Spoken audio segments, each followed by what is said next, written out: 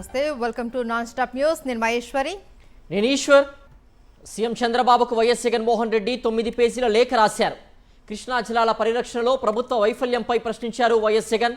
లేఖలో అనేక అంశాల్ని ప్రస్తావించారు. ట్రైబ్యునల్లో రాష్ట్ర ప్రభుత్వం గట్టిగా వాదనలు వినిపించాలన్నారు. KWDT2 ఎదుట జరగబోయే వాదనల్లో రాష్ట్ర ప్రయోజనాల్ని సమర్థవంతంగా వినిపించాలని కోరారు. పొరపాటు జరిగితే ఏపీ రైతులు తీవ్రంగా నష్టపోయే ప్రమాదం ఉందని హెచ్చరించారు. తెలంగాణకు 763 టీఎంసీలను కేటాయించేందుకు ట్రైబ్యునల్ అంగీకరిస్తే ఏపీకి తీవ్ర అన్యాయం జరుగుతుందన్నారు. రాష్ట్ర రైతుల ప్రయోజనాలకు అనుగుణంగా ప్రభుత్వం వాదనలు వినిపించాలి అన్నారు వైఎస్ జగన్. రాయలసీమ ప్రాజెక్టులపై టీడీపీ ప్రభుత్వం నిర్లక్ష్యంగా వ్యవహరిస్తోందని దుయ్యబట్టారు. 1996లో చంద్రబాబు ఏపీ ముఖ్యమంత్రిగా ఉన్నప్పుడే ఆల్మట్టి ప్రాజెక్టు ఎత్తును 519.6 మీటర్ల నుంచి 524.25 మీటర్లకు పెంచే పనులు ప్రారంభమయ్యాయని గుర్తు చేశారు. ఆ సమయంలో రాష్ట్ర వ్యాప్తంగా ప్రతిపక్షాలు, రైతులు దీన్ని తీవ్రంగా వ్యతిరేకించారని అన్నారు. ఆల్మట్టి ఎత్తు పెంపు వల్ల ఏపీ హక్కులకు ముప్పు ఏర్పడుతుందని వైఎస్ జగన్ తెలిపారు. దీనిపై అప్పట్లో ఎన్ని ఆందోళనలు చేసినా చంద్రబాబు పట్టించుకోలేదు అన్నారు వైఎస్ జగన్. ప్రజా అభిప్రాయాన్ని, రైతుల ఆందోళనలను ఖాతరు చేయలేదు అన్నారు. టీడీపీ ప్రభుత్వ నిర్లక్ష్యం కారణంగానే బ్రిజేష్ కుమార్ ట్రిబ్యునల్ ఆల్మట్టి ఎత్తు పెంపునకు అనుమతి ఇచ్చింది అన్నారు వైఎస్ జగన్.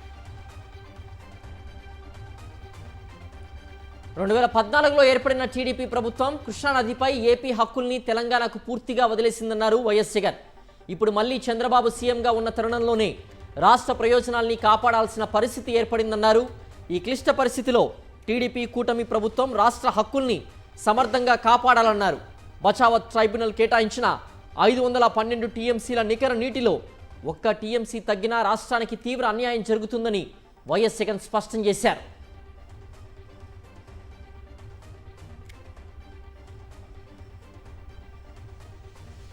పార్టీ కార్యకర్తల అండదండలతో వైఎస్ఆర్సీపీ తిరిగి అధికారంలోకి వస్తుందని మాజీ మంత్రి పెద్దిరెడ్డి రామచంద్రారెడ్డి అన్నారు. వైఎస్ఆర్సీపీ అధికారంలోకి వచ్చాక పార్టీ కార్యకర్తలకు తొలి ప్రాధాన్యత ఇస్తాము అన్నారు. రానున్న రోజుల్లో కార్యకర్తల చేతుల మీదుగానే అన్ని కార్యక్రమాలు జరుగుతాయన్నారు. ఈ ఫోన్ నంబర్లన్నీ కూడా మనం డిజిటలైజ్ చేసి సెంట్రల్ ఆఫీస్కి పంపిస్తాం. ఎప్పుడైనా ఆయన మాట్లాడాలనుకుంటే కాన్ఫరెన్స్ కాల్లో ఈ ఫోన్ నెంబర్లకు అంతా కూడా ఫోన్ చేసి జగన్మోహన్ రెడ్డి గారి నేరుగా మనందరితో కూడా మాట్లాడే పరిస్థితి ఉంటుందని కూడా మీకు మనవి చేస్తూ ఉన్నాను. కార్యకర్తలకు ముఖ్యంగా ఇంపార్టెన్స్ ఇస్తాం, వాళ్ళు చెప్పినవే చేస్తామని చెప్పి. కాబట్టి కొత్త తరహాలో, కొత్త పద్ధతిలో మన ప్రభుత్వం వచ్చిన తర్వాత ఈ ప్రభుత్వం నడుస్తుంది. అందాక మనమందరూ కూడా ఈరోజు ఏ విధంగా మీరందరూ కూడా వాలంటరీగా వచ్చారు. తప్పనిసరిగా మీ అందరి ఆశీర్వాదంతో, మీ అందరి మద్దతుతో తప్పకుండా జగన్మోహన్ రెడ్డి గారు తిరిగి మళ్ళా ముఖ్యమంత్రి అవుతారు. మంత్రి వాసంశెట్టి సుభాష్కు సవాల్ విసిరారు మాజీ మంత్రి చెల్లుబోయిన వేణుగోపాలకృష్ణ. వనభోజనాల్లో తనపై మాట్లాడిన అంశాలపై చర్చకు సిద్ధమా అని నిలదీశారు. చర్చ నుండి మంత్రి తప్పుకుంటే క్షమాపణ చెప్పాలని ఛాలెంజ్ విసిరారు. సుభాష్ మాటలు వాస్తవం కాదని నిరూపిస్తానన్నారు. నిరూపణ చేయకపోతే తాను క్షమాపణ కోరతానని, మంత్రి చేసిన ఆరోపణలు నిజమని నిరూపిస్తే క్షమాపణ చెప్పాలన్నారు. మీ దగ్గర ఏదైతే ఉందో ఆ సమాచారంతో రండి. నా దగ్గర ఉన్నటువంటి సమాచారంతో నేను వస్తాను. మన ఇద్దరం కొంతమంది జడ్జిలు పెట్టుకుందాం. ఇవాళ చర్చకు సిద్ధంగా ఉన్న నేను, చర్చ నుంచి మీరు ఏమైనా తప్పుకుంటే ఈ కులానికి క్షమాపణ చెప్పాలా? చర్చకు సిద్ధంగా ఉన్నాను నేను. ఏ రోజు, ఎక్కడ, ఎలా ఎంచుకుందాం? మీరు కనుక అవాస్తవాన్ని నిరూపించలేకపోతే నాది తప్పని సామాజిక వర్గాన్ని క్షమాపణ కోరండి. మాజీ ముఖ్యమంత్రి వైఎస్ జగన్ చేసిన మేలును జీవీఎంసీ కౌన్సిల్లో గుర్తు చేశారు బీజేపీ కార్పొరేటర్ గంకల కవిత. యాదవ సామాజిక వర్గానికి వైఎస్ జగన్ స్థలం కేటాయించి మంచి చేశారు అని చెప్పారు. పార్టీ ఏదైనా వైఎస్ జగన్ చేసిన మంచిని చెప్పాల్సిందే అన్నారు బీజేపీ కార్పొరేటర్ గంకల కవిత. మాజీ సీఎం వైఎస్ జగన్ ఇచ్చిన ఆ స్థలాన్ని ఇప్పుడు మారుస్తాము అంటే ఊరుకోము అన్నారు. ట్రాన్స్ఫర్ చేశారు అంటే ఆ భూమి నుంచి ఈ భూమి ఇస్తున్నారా, లేదా అది తీసుకొని ఇది ఇస్తున్నారా? అంటే రోడ్డు పక్కన మాకు పేరు వచ్చేస్తుందనా? అంటే యాదవ సామాజిక వర్గం అని అందరికి కనబడుతుందన్నా సందులో ఇచ్చారు. ఇప్పుడు నిజానికి చెప్పాలంటే ఒక్క నిమిషం మా సామాజిక వర్గాన్ని గుర్తించారంటే అది వైసీపీ ప్రభుత్వంలో ఇచ్చారు. ఒక్క నిమిషం. విజయవాడ ఏసీబీ కోర్టులో చెవిరెడ్డి భాస్కర్ రెడ్డిని పోలీసులు హాజరుపరిచారు. ఈ సందర్భంగా న్యాయమూర్తితో తన ఆవేదనను చెప్పుకున్నారు చెవిరెడ్డి. లిక్కర్ స్కామ్ కేసులో తన ప్రమేయం లేదని తెలిపారు. తన కుటుంబం అంతా మద్యం వల్ల చిన్నాభిన్నమైందన్నారు. వందల ఏళ్లుగా వస్తున్న ఆస్తులను అటాచ్మెంట్ చేయడం ధర్మం కాదన్నారు. తాను కష్టపడి సంపాదించిన వాటిని లిక్కర్ ద్వారా సంపాదించానని చెబుతున్నారని అన్నారు. నా మనసా వాచ కర్మేనా చెప్తున్నా. భగవంతుడి మీద భగవద్గీత మీద ప్రమాణం చేసి కూడా చెప్పాను, లిక్కర్ నా జీవితంలో మత్తలేదు, లిక్కర్ జోలికి వెళ్ళలేదు, లిక్కర్ వ్యాపారం చేయలేదు, లిక్కర్ ఆదా నా జీవితంలో ఆశించలేదు, ఆశించను కూడా. కారణం నా కుటుంబంలో 2 చనిపోయారు, మా నాన్న నా తమ్ముడు. ఆ రోజే మా అమ్మకు మాట ఇచ్చాను, నా జీవితంలో లిక్కర్ జోలికి వెళ్ళను. మనసా వాచ కర్మేనా చెప్తున్నా. లిక్కర్ జోలికి నేను వెళ్ళలేదనే విషయం చుట్టూ వాళ్ళకు కూడా తెలుసు అన్నది నా భావన. అన్నీ భగవంతుడు గమనిస్తున్నాడు. ఆలస్యమైన న్యాయస్థానంలో న్యాయం జరుగుతుంది. ఏపీ ప్రభుత్వంపై తెలంగాణ మంత్రి శ్రీధర్ బాబు సెటైర్లు వేశారు. ఏపీలో 99 పైసలకే భూములు ఇస్తున్నారని అన్నారు శ్రీధర్ బాబు. ఎవరు ఎలా భూములు ఇచ్చినా పెట్టుబడులు తెలంగాణకే వస్తాయన్నారు. దేశంలో పెట్టుబడులకు హైదరాబాద్ అనుకూలంగా ఉంది అని మంత్రి శ్రీధర్ బాబు స్పష్టం చేశారు. We have to provide the best roads over there, best water, required water over there, lights and all other amenities we have to provide. It has to really look so that people will come and invest, and that will reflect our state ultimately. And proactive లేకుంటే ఏది కూడా కాదు. మన రాష్ట్రానికి సంబంధించి ఈ eco system ఏదైతే ఉందో దీన్ని దృష్టిలో పెట్టుకొని ఇక్కడ ఉన్న స్కిల్, ఇక్కడ ఉన్న టాలెంట్, ఇక్కడ ఉన్న ఆలోచన, ఇక్కడ ఉన్న నాలెడ్జ్ను చూసే చాలా మంది పారిశ్రామికవేత్తలు ఇక్కడికే వస్తారు. వచ్చినప్పుడు వాటికి ఏ విధంగా వీలున్నంత వరకు మన వెసులుబాటులో ఉన్న మన ప్రయత్నాలు మనం చేయాల్సి వస్తుంది. స్పీకర్ గడ్డం ప్రసాద్ను కలిశారు కడియం శ్రీహరి. ఫిరాయింపు ఆరోపణలపై ఈ నెల 23వ తేదీలోపు వివరణ ఇవ్వాలని నిన్న కడియం దానం నాగేందర్కు నోటీసులు ఇవ్వగా తనకిచ్చిన నోటీసుకు వివరణ ఇచ్చేందుకు మరింత సమయం కావాలని కోరారు కడియం. మరోవైపు 1-2 రోజుల్లో దానం నాగేందర్ కూడా స్పీకర్ను కలిసే అవకాశం ఉంది. ఆయన కూడా మరికొంత సమయం కావాలని స్పీకర్ను కోరే అవకాశం ఉంది.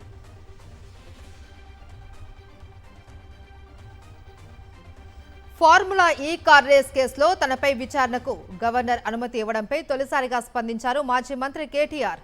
చట్టం తన పని తాను చేసుకుపోతుందని ఆయన అన్నారు. ఈ కార్ రేస్ కేసు విచారణపై తనకు అభ్యంతరం లేదు అన్నారు. తెలంగాణలో జాయింట్ వెంచర్ ప్రభుత్వం నడుస్తుంది అని, కాంగ్రెస్ బీజేపీ కలిసి పనిచేస్తున్నాయని మండిపడ్డారు. తెలంగాణ భవన్లో కేటీఆర్ మీడియాతో చిట్చాట్లో కీలక కామెంట్ చేశారు కేటీఆర్. ఏమంటానంటే చట్టం తన పని తాను చేసుకుపోతుంది.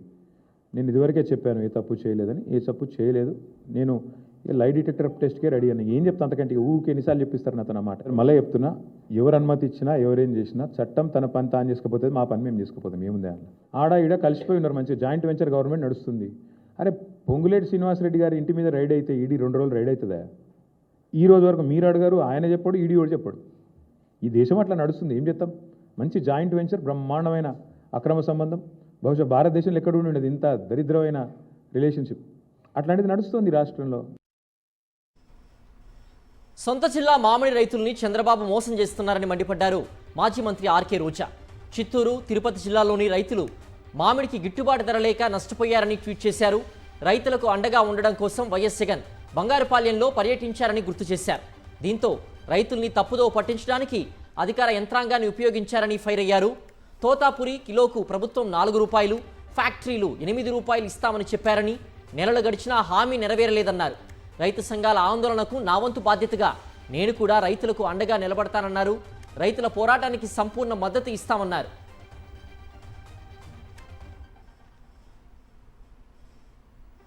అనంతపురం జిల్లా సింగనమలలో అరటి రైతుల కష్టాలు ఆకాశాన్ని అంటుతున్నాయి. టన్ను అరటి ధర 1000 రూపాయలకు పడిపోవడంతో అరటి రైతుల దుస్థితి వర్ణాతీతంగా మారింది. అప్పులు చేసి పెంచిన పంటకు మార్కెట్లో గిట్టుబాటు ధర రాకపోవడంతో తీవ్ర ఇబ్బందులు పడుతున్నారు. ధరలు లేకపోవడంతో అరటి గెలలను రోడ్లపై పారేసి వెళ్తూ ఉన్నారు. ఆంధ్రప్రదేశ్ హార్టికల్చర్ హబ్ అంటూ కూటమి నాయకుల మాటలు కోటలు దాటుతున్నాయి. కానీ రైతులకు గిట్టుబాటు ధర మాత్రం రావడం లేదు. గిట్టుబాటు ధర కల్పించి ఆదుకోవాలి అని రైతులు విజ్ఞప్తి చేస్తున్నారు.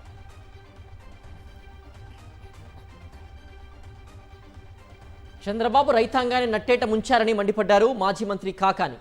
ఏ ఒక్క పంటకు గిట్టుబాటు ధర లేదని, నష్టపోయిన రైతులను పట్టించుకోవడం లేదని విమర్శించారు. ఆర్బీకేలను సైతం చంద్రబాబు నిర్వీర్యం చేశారన్నారు. నష్ట తీవ్రతను అధికారులు గణనీయంగా తగ్గించారన్నారు. ఇప్పటికైనా ఉచిత పంటల బీమాను అమలు చేయాలని డిమాండ్ చేశారు కాకాని గోవర్ధన్ రెడ్డి. ఎవడన్నా రైతులను ఆదుకోవాలనుకునేటువంటి వాడు, రైతుల మీద శ్రద్ధ ఉన్నటువంటి వాడు, మీరు వేసినటువంటి ప్రాథమిక అంచనాలు 54,145 ఎకరాలైతే 3,912 ఎకరాలంటే మీరు ఇచ్చినటువంటి ప్రాథమిక అంచనాన్ని 5% తగ్గిస్తారా? ఎలా మనసు వచ్చింది చంద్రబాబు? రైతులకు సంబంధించి ద్రోహం చేయడానికి, రైతుల కడుపు కొట్టడానికి, 10 మంది కడుపు నింపేటువంటి రైతుల కడుపు కొట్టడానికి ఈ కుటుంబ ప్రభుత్వానికి, చంద్రబాబు నాయుడికి ఏ విధంగా మనసు వచ్చిందో ఈరోజు అర్థం కానటువంటి పరిస్థితి. కాబట్టి తొలి తీత అమ్ముకోవడానికి ఇబ్బంది పడ్డారు పత్తికి సంబంధించినటువంటి రైతులు. 5,000కి తెగనమ్ముకున్నారు. నష్టాలు ఊబిలో పాపం దళారులు దోచుకున్నారు. క్వింటా 5,000 రూపాయలకి తెగనమ్ముకున్నటువంటి పరిస్థితి ఉంది. విజయనగరం జిల్లా తమ్మారాయుడుపేటలో పత్తి రైతులు ఆందోళనకు దిగారు. పత్తి పంటకు గిట్టుబాటు ధర కల్పించాలి అని, లేదంటే చావే శరణ్యమన్నారు పత్తి రైతులు. తోటలోనే పత్తికి నిప్పంటించి నిరసన తెలిపారు. పురుగుల మందు సీసాలతో ఆందోళనకు దిగారు.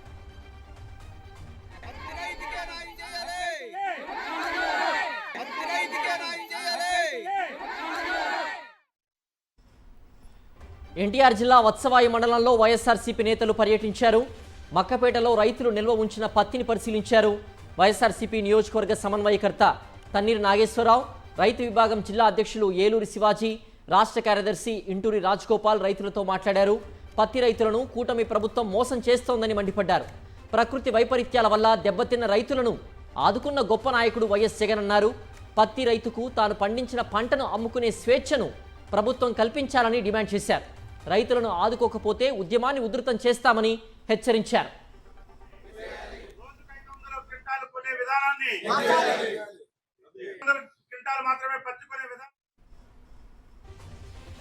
వైఎస్ఆర్సీపీ మైనార్టీ సెల్ ఆధ్వర్యంలో గుంటూరు జిల్లా మంగళగిరిలో కోటి సంతకాల సేకరణ ఉధృతంగా సాగుతుంది. ప్రభుత్వ మెడికల్ కాలేజీల ప్రైవేటీకరణ నిర్ణయాన్ని వ్యతిరేకిస్తూ స్వచ్ఛందంగా సంతకాలు చేస్తున్నారు. జామియా మసీదు 13వ వార్డులో చేపట్టిన కార్యక్రమంలో పెద్ద ఎత్తున మైనార్టీలు పాల్గొన్నారు.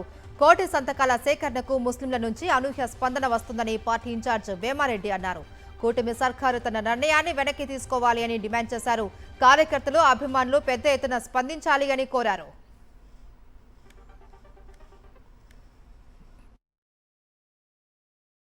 కోటి సంతకాల కార్యక్రమం మా జగన్మోహన్ రెడ్డి గారు ఇచ్చిన పిలుపు మేరకు ఇవాళ మా ముస్లిం సోదరులందరూ కూడా మసీదు ప్రేయర్ అయిన తర్వాత ఇక్కడ కోటి సంతకాల కార్యక్రమానికి అందరూ కూడా విశేష స్పందన వచ్చిన ముస్లిం సోదరులందరికీ కూడా నా హృదయపూర్వక అభినందన తెలియజేస్తున్నా. గుంటూరు జిల్లా మంగళగిరి మండలం కురగల్ల గ్రామంలో ఎస్ఆర్ఎం యూనివర్సిటీకి లేబర్ కమిషన్ నోటీసులు జారీ చేసింది. ఈ నెల 24వ తేదీన గుంటూరు కలెక్టర్ ఎదుట హాజరు కావాలని నోటీసుల్లో పేర్కొన్నారు. లేబర్ సెస్ దాదాపుగా 5.13 కోట్ల రూపాయలు పెండింగ్లో ఉందని, యూనివర్సిటీలో పనిచేస్తున్న కార్మికులకు పీఎఫ్ కూడా చెల్లించడం లేదనే ఫిర్యాదులపై నోటీసులు ఇచ్చినట్టు తెలుస్తోంది. వీటితో పాటుగా వివిధ రకాల ఆరోపణల నేపథ్యంలో ఈ నెల 24న యూనివర్సిటీ అధికారులు కలెక్టర్ ముందు హాజరు కావాలని నోటీసులు జారీ చేశారు. ఏపీలో 10వ తరగతి పరీక్షల షెడ్యూల్ విడుదలైంది. 2026 మార్చి 16వ తేదీ నుంచి ఏప్రిల్ 1 వరకు పరీక్షలు జరగనున్నాయి. ఉదయం 9:30 నుంచి మధ్యాహ్నం 12:45 వరకు పరీక్షలు జరగనున్నాయి. మార్చి 16న ఫస్ట్ లాంగ్వేజ్ పరీక్షతో ఎగ్జామ్స్ ప్రారంభం కానున్నాయి. 18న సెకండ్ లాంగ్వేజ్, 20న ఇంగ్లీష్, 23న మ్యాథ్స్, 25న ఫిజికల్ సైన్స్ పరీక్షలు జరుగుతాయి. ఇక 30న సోషల్ స్టడీస్, 31న ఫస్ట్ లాంగ్వేజ్ పేపర్ 2 పరీక్ష నిర్వహిస్తారు. ఏప్రిల్ 1న ఓఎస్ఎస్సి సెకండ్ లాంగ్వేజ్ పేపర్ 2 పరీక్షలను నిర్వహిస్తున్నట్లు బోర్డు వెల్లడించింది.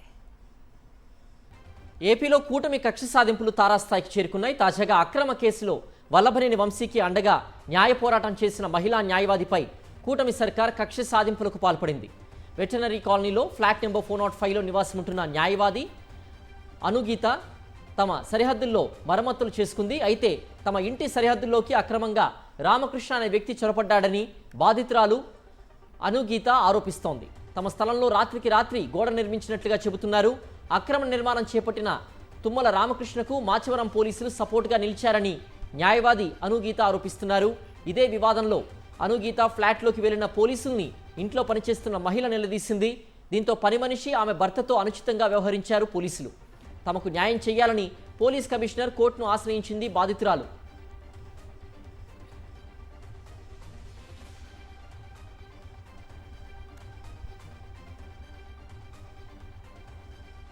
యాంకర్ శ్రీముఖి సిఐడి విచారణ ముగిసింది. గంటన్నర పాటు శ్రీముఖిని ప్రశ్నించారు సిఐడి అధికారులు.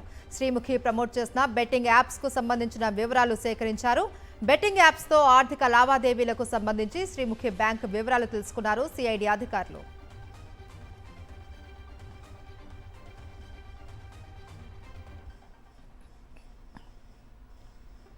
ఐబొమ్మ కేసు నిందితుడు ఇమ్మడి రవిని పోలీసులు రెండో రోజు విచారించారు. అయితే విచారణకు రవి ఏమాత్రం సహకరించలేదని తెలిసింది. రవికి చెందిన 6 ఏళ్ల బ్యాంక్ ఖాతా వివరాలు ఇవ్వాలని బ్యాంకు అధికారులకు పోలీసులు లేఖ రాశారు. డబ్బు కోసమే తాను బెట్టింగ్ యాప్లు ప్రమోట్ చేశానని నిందితుడు పోలీసులకు వెల్లడించాడు. బెట్టింగ్ యాప్ నిర్వాహకుల వివరాలు ఇవ్వడానికి నిరాకరించాడు. 2016లో పెళ్లి తర్వాత అనేక సమస్యలు ఎదుర్కొన్నట్లుగా తెలిపాడు. ఇక రేపు మరోసారి రవిని సిసిఎస్ పోలీసులు విచారించనున్నారు.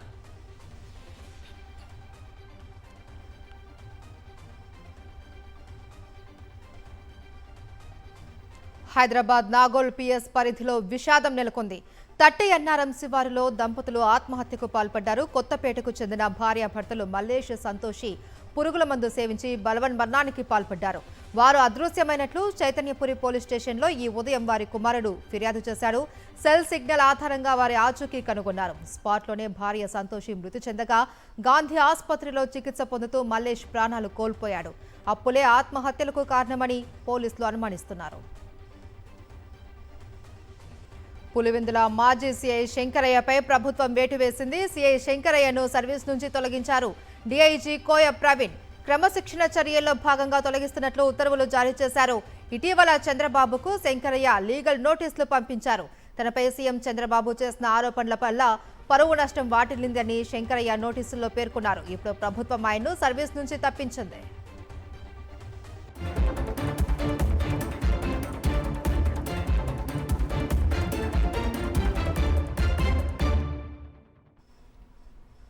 ప్రధాని నరేంద్ర మోదీ దక్షిణాఫ్రికా పర్యటన ప్రారంభమైంది. 3 రోజుల పర్యటన నిమిత్తం దక్షిణాఫ్రికా చేరుకున్నారు ప్రధాని మోదీకి ఆ దేశ ప్రభుత్వం ఘనంగా స్వాగతం పలికింది. మోదీని చూసేందుకు భారీగా ప్రవాస భారతీయులు తరలివచ్చారు. మోదీ నామస్మరణతో జోహన్నెస్బర్గ్ ఎయిర్పోర్ట్ మారుమోగింది.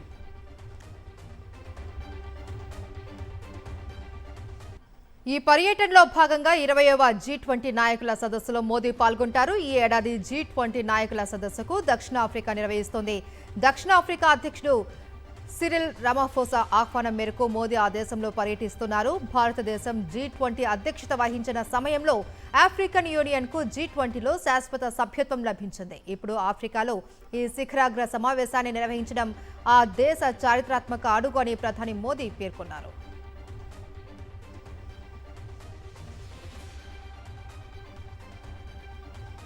బీహార్ అసెంబ్లీ ఎన్నికల్లో ఘన విజయం సాధించిన ఎన్డీఏ కూటమి కొత్త సర్కార్ ఏర్పాటైంది. మిత్రపక్షం జేడీయూ తరఫున బీహార్ సీఎంగా 10వ నితీష్ కుమార్ ప్రమాణ స్వీకారం చేశారు.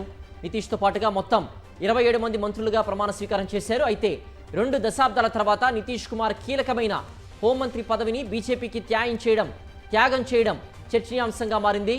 ఇప్పటి వరకు నితీష్ కుమార్ వద్ద ఉన్న హోంమంత్రి పదవిని బీహార్ ఉప ముఖ్యమంత్రి బీజేపీకి చెందిన సామ్రాట్ చౌదరికి కేటాయించారు.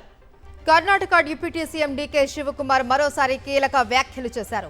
కర్ణాటకలో నాయకత్వ మార్పునకు ఆస్కారం లేదని డీకే స్పష్టం చేశారు. సీఎంగా 5 ఏళ్ల పాటు సిద్ధరామయ్య కొనసాగుతారు అని అన్నారు. మంత్రులుగా తామంతా సిద్ధరామయ్యకు సహకరిస్తామని తెలిపారు. గ్రూపులు కట్టడం తన రక్తంలోనే లేదు అన్నారు డీకే శివకుమార్. మంత్రివర్గ పునర్వ్యవస్థీకరణ నేపథ్యంలో ఆశావాహులు హైకమాండ్ దగ్గరకు వెళ్లడం సహజమే అని తెలిపారు. తామంతా హైకమాండ్ ఆదేశాల మేరకే పనిచేస్తామని డీకే శివకుమార్ స్పష్టం చేశారు. తమిళగ వెట్రి కజగం పార్టీ అధినేత విజయ్కి పోలీసులు షాక్ ఇచ్చారు. కరూర్ దుర్ఘటన తర్వాత పునఃప్రారంభించిన ప్రచారానికి పోలీసులు అనుమతి నిరాకరించారు. డిసెంబర్ 4న సేలంలో జరగాల్సిన కార్యక్రమానికి పోలీసులు అనుమతి కోరింది టీవీకే. అయితే భద్రతా కారణాల దృష్ట్యా అనుమతి నిరాకరిస్తున్నట్లు పోలీసులు తెలిపారు. ఢిల్లీ ఎర్రకోట బాంబు దాడి ఘటనపై ఎన్ఐఏ దర్యాప్తులో ఉగ్రవాదుల కుట్ర కోణాలు ఒక్కొక్కటిగా వెలుగు చూస్తున్నాయి. తాజాగా జమ్మూ కాశ్మీర్లోని కొన్ని ప్రభుత్వ ఆసుపత్రుల్లోని లాకర్లను, ఆయుధాలు, ఇతర మందుగుండు సామాగ్రిని భద్రపరిచేందుకు టెర్రరిస్టులు ప్లాన్ చేసినట్లుగా ఎన్ఐఏ విచారణలో తేలింది. ఆసుపత్రుల్లో మారణాయుధాలు దాచిపెడితే ఎవరికి అనుమానం రాదు అనే ఉద్దేశంతో ఈ ప్లాన్ చేసినట్లు దర్యాప్తు సంస్థలు అనుమానిస్తున్నాయి.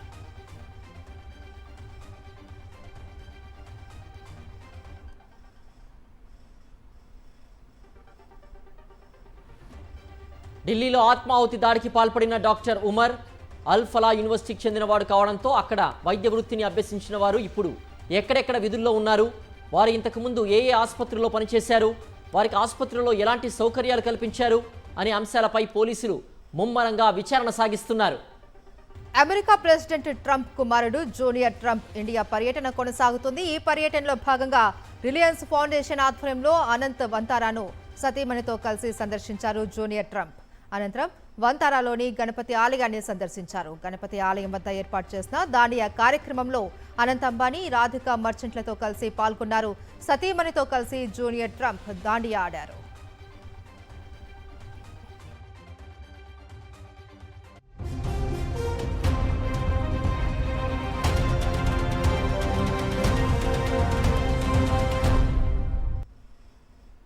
దుబాయ్ ఎయిర్ షోలో ప్రమాదం జరిగింది. భారత ఫైటర్ జెట్ విమానం కుప్పకూలింది. ఎయిర్ షో సమయంలో తేజస్ యుద్ధ విమానం కూలింది. భూమిపై తేజస్ యుద్ధ విమానం కుప్పకూలిన వెంటనే భారీగా మంటలు చెలరేగాయి. దట్టమైన పొగలు అలుముకున్నాయి. తీవ్ర గాయాలతో పైలట్ మృతి చెందాడు. ఈ విషయాన్ని ఇండియన్ ఎయిర్ ఫోర్స్ అధికారికంగా ప్రకటించింది. దుబాయ్లో ప్రస్తుతం ఎయిర్ షో జరుగుతోంది. పలు దేశాలు తమ విమానాలను ఇందులో ప్రదర్శిస్తున్నాయి. ఇందులో భాగంగానే తేజస్తో ఏరోబాటిక్ స్టంట్స్ చేస్తున్నారు. ఈ సమయంలో విమానం ఒక్కసారిగా నియంత్రణ కోల్పోయి కిందకు దూసుకొచ్చింది. కూలిన వెంటనే ఒక్కసారిగా మంటలు రేగాయి. మిస్ యూనివర్స్ 2025 విజేతగా మిస్ మెక్సికో ఫాతిమా భాష్ కిరీటం దక్కించుకున్నారు. మాజీ సుందరి విక్టోరియా సేర్ త్వైలాగ్ భావోద్వేగ క్షణాల మధ్య ఫాతిమాకు కిరీటం తొడిగారు. ఈ పోటీల్లో మొదటి రన్నర్అప్గా థాయిలాండ్కు చెందిన ప్రవీణర్ సింగ్ నిలిచారు. థాయిలాండ్లోని నోతబురి నగరంలో అంగరంగ వైభవంగా ఈ గ్రాండ్ ఫినాలే జరిగింది. స్టీవ్ బైన్ పోస్ట్గా వ్యవహరించగా థాయ్ గాయకుడు జెఫ్ సాచూర్ ప్రదర్శన హైలైట్గా నిలిచింది.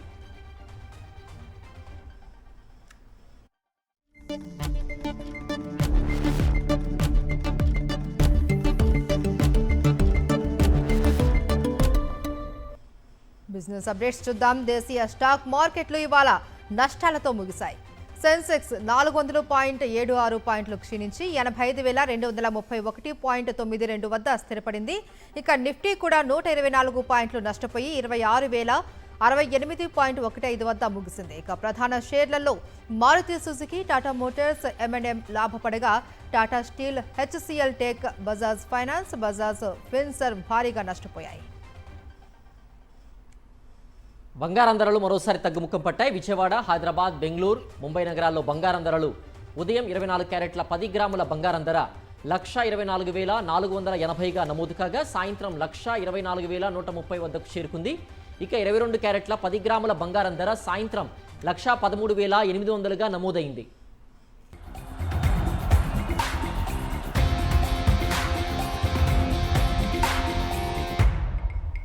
Coming to sports updates. Ashes సిరీస్లో భాగంగా పెర్త్ వేదికగా జరుగుతున్న మొదటి టెస్ట్లో ఇంగ్లాండ్, ఆస్ట్రేలియా తలపడుతూ ఉన్నాయి. తొలుత బ్యాటింగ్ చేసిన ఇంగ్లాండ్ 172 పరుగులకు ఆల్అౌట్ అయింది. అనంతరం బ్యాటింగ్కు దిగిన ఆస్ట్రేలియా జట్టు తొలి రోజు ఆట ముగిసే సమయానికి 39 ఓవర్లకు 9 వికెట్లు నష్టపోయి 123 పరుగులు చేసింది. యాషెస్ టెస్ట్ సిరీస్లో ఒకే రోజు 19 వికెట్లు కోల్పోయి 100 ఏళ్ల చెత్త రికార్డును తిరగరాసింది.